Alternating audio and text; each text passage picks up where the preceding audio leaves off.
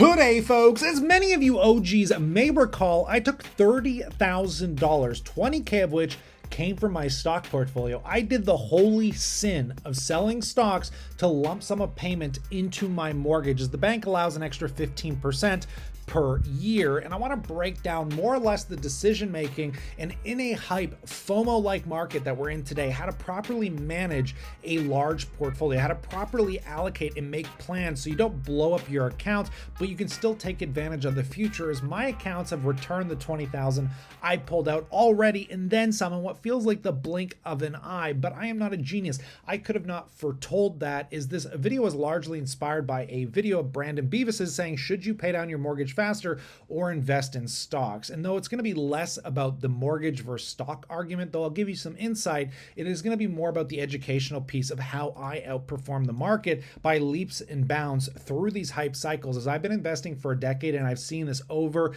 and over and over again. And here we are. Now it seems so obvious to me, but it might not be obvious to you. So if you are on a path to financial independence, if you damn well one day want to retire early, subscribe, join me on that journey, because I've been having these discussions with you guys in my chat group, which you can join through kylelivingston.com, but you can always come here for free. And a lot of those discussions are around mortgage, stocks, and all this stuff. And why did I pull money out of my portfolio? Because I've been seeing record gains, as I'm sure you have as well. And I know that it doesn't hurt for me to pull a small percentage out to pay down the mortgage quicker, because if the hype doesn't persist and we go into a very boring market, at least I'm going to sleep easier at night knowing I made every possible payment I could on that mortgage. Whereas some people will tell you, hey, if the markets are going to outperform over 20 years, they've never lost money, why would you pay down the mortgage quicker when you're going to get a higher rate of return from stocks?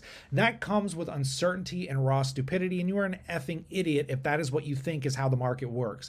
The market can remain irrational longer than you're going to remain solvent, and there's nothing saying a black swan event doesn't rain down on us tomorrow. There's been plenty of periods where over almost a 15-year period from 2020 to, let's say, 2013, where there was no rate of return if you bought the upper ends of the market, right? So I'm trying to find a balance that will make me sleep easy at night. And it depends on your own comfort level, your own risk tolerance against that uncertainty. And for me, it was just paying it down quicker. But the reason that I was able to do that is because I understand diversification and planning. And when I say that, I mean, it sounds pretty redundant, right? It sounds pretty simplified, but it's not. Most people do not have a plan with their portfolio, and that's why they get wrecked when we go into these bull cycles. And I'm going to explain to you how, because people shit on the S&P as being extremely boring. It's easy to outperform, yet nobody really can outperform it, or does, over a 20-year period. I've been lucky to be able to do it even for a decade. But the reason that is because it's not like you're just buying the 500 largest companies in the US. You're buying a system, a planned system that is so damn brilliant that people don't understand it's the holy grail. It is such a tried and true system of market cap passively weighting stocks, which just basically means if one stock like Nvidia commands a bigger market cap, it gets a bigger position in the portfolio, so you get the upside performance as it gets bigger. But if it gets smaller and it gets suppressed or something happens to the business, it'll auto de-weight its way down. That's something you do not do with your portfolio. I know you don't, because you're a clown. I'm a clown. I'm a influencer clown. But at least I can recognize what works and how to implement systems into my own portfolio. And I want to explain to you a system right now that you can implement today that will simply prevent you from exploding your account, especially in market environments like this, and how I was able to actually outperform so many other influencers out there in a time where the market exploded and then went through its crashing period. And a lot of those stocks have not recovered, right? But here we are. We're actually doing exceptionally well. And you can see some of the massive corrections that happened in my portfolio, like in 2022, where I went from a 350, 370% return, and I lost over 100% of that return, right? But still massively outperformed the S&P, but did some diversification. And that's where this tool comes into play with Portfolio Pilot.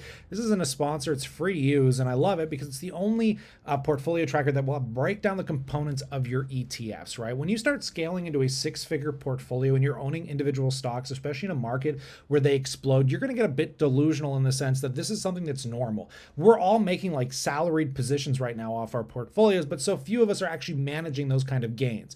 And though it's simple to sit here and think that I'm going to be a millionaire at this rate of return, it is highly unlikely it's going to persist. And when you see an individual stock go from maybe 5 or 10% of your portfolio to 20 or 30%, you have to recognize that if the market shifts, you could just as easily lose 15%, which would be a huge chunk if you saw a 50% correction, which could happen at any given time. So how do we prevent ourselves from losing all of that capital? Well, we have to give up a little bit of that upside, right? And my rule of thumb in diversification at scale, when you are a 6-7 figure investor, you have to say, look, it is only appropriate from a wealth preservation standpoint to actually ensure my retirement. As somebody that's 30 years old, I can't make more than 5%.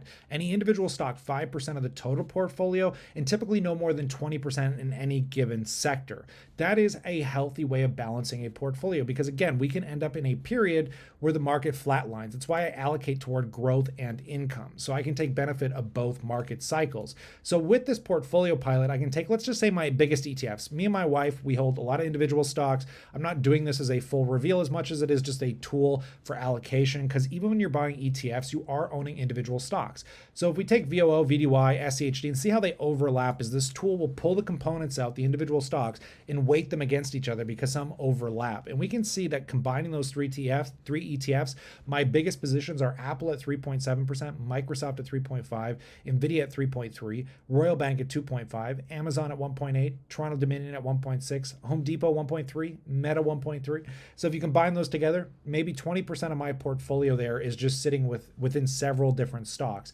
And I'm very happy about this because it's passively managed through these systems. So when these things start to scale and I hold some individual stocks, say like Google, and it starts to get too big in the portfolio, what I can do is, let's say it goes from 5% and it doubles to 10%.